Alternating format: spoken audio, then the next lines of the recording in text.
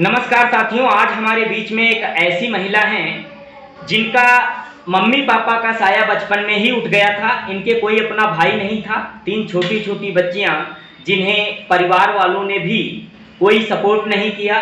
उसके बाद ये तीनों बच्चियों का पालन पोषण इनके नाना के घर पर हुआ और इन्होंने जो बचपन में समस्या का सामना किया, अपने आप से पढ़ाई की और अब ये जो समस्याओं का बचपन में सामना किया उस बुराई को समाज से ही समाप्त करने की संकल्प को लेकर ये कार्यरत हैं। इन्होंने अपना स्वयं का एनजीओ बनाया है जिसके माध्यम से बहुत सी महिलाओं को स्वरोजगार उपलब्ध करा करके उन्हें स्वावलंबी बनाया है। आज हमारे बीच में ऐसी ही शख्सियत हैं। हमारे बीच में हैं खुशबू सेवा संस्थान की संस्थापक पूजा सिंह, और हम पूजा सिंह से बात करेंगे कि इन्हें समाज सेवा करने की प्रेरणा कहाँ से मिली। जी मैम। सर, हमें समाज सेवा करने की प्रेरणा मदर टेरेसा से मिली, क्योंकि मैं बचपन से उन्हें पढ़ती आ रही हूँ और बचपन से उनके विचारों से मैं प्रेरित हूँ। क्योंकि वो कहती थी कि खूबसूरत लोग हमेशा अच्छे नहीं होते हैं, लेकिन अच्छे लोग हमेशा खूबसूरत होते हैं। बस उनकी सोच को कायम रखते हुए इस खूबसूरत सी ज़िंदगी को जीने के लिए मैं समाज सेवा में उतरी हूँ। आप समाज सेवा कितने दिनों से कर रही हैं?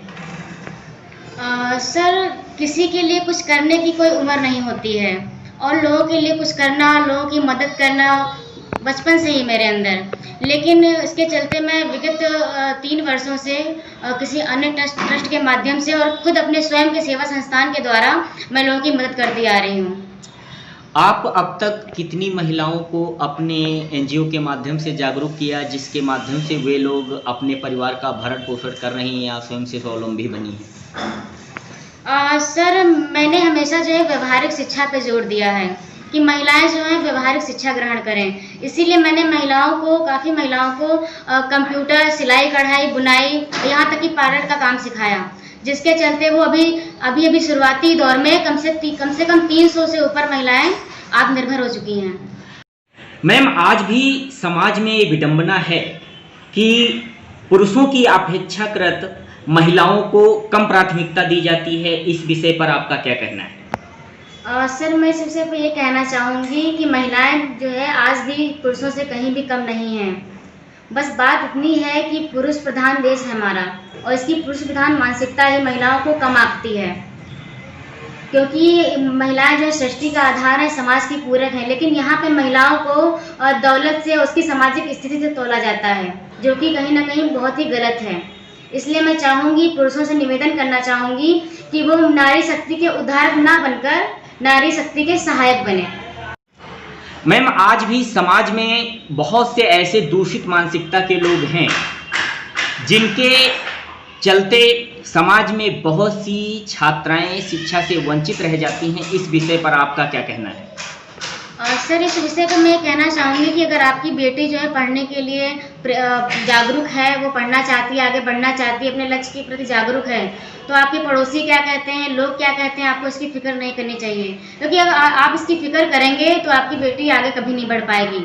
और अगर हम लोगों की बात सुनेंगे तो हम जो है अपनी लड़कियों के प्रति, अपनी बालिकाओं के प्रति और यहाँ तक कि अपने देश के प्रति, उसके भविष्य के प्रति जो है खिलवाड़ करेंगे। क्योंकि जब एक बेटी शिक्षित होती है तो एक परिवार नहीं, 2 परिवार शिक्षित होते हैं। आप एक महिला हैं और आपके मम्मी पापा भी नहीं हैं, जबकि जैसा कि मुझे ज्ञात है आपके कोई भाई भी नहीं है। ऐसे में इस समाज सेवा करने में आपको महिला होने के कारण कुछ कठिनाई का सामना करना पड़ता है क्या? सर, कठिनाइयाँ तो बहुत आती हैं, लेकिन हमारा कर्तव्य बनता है कि हम उनका सामना करें।